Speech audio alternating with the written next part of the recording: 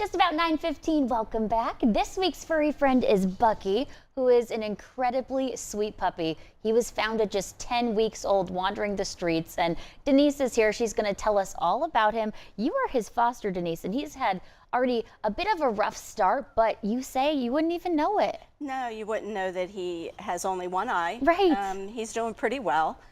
He's crate trained.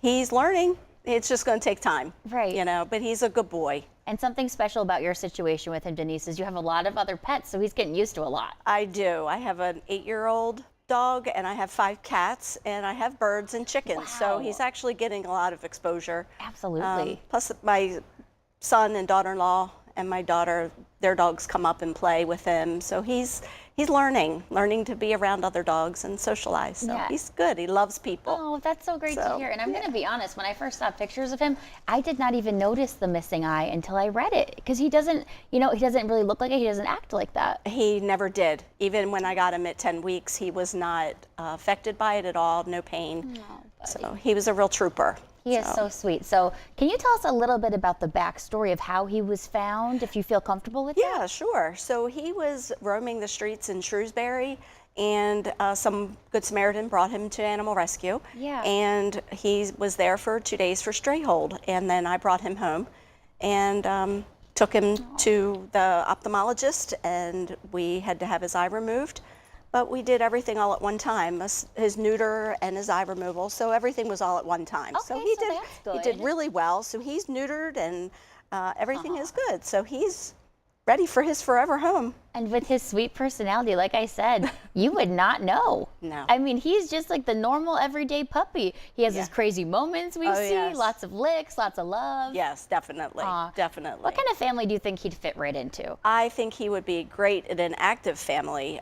Children, I would say probably a little older just because of the puppy.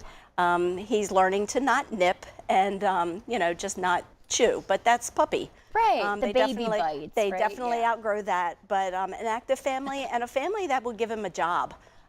Because this breed, we believe he's a Belgian Malinois Shepherd, and they need a job. And they need training, professional training, so that they can be the best that they can be. I'll tell you right now, he's locked in on Tony over there. He even stopped looking for treats. He saw Tony walking. Yeah, he's focused. He loves everybody, but I think he gravitates towards the men. Really? For some reason, yeah. He loves my husband and my son, and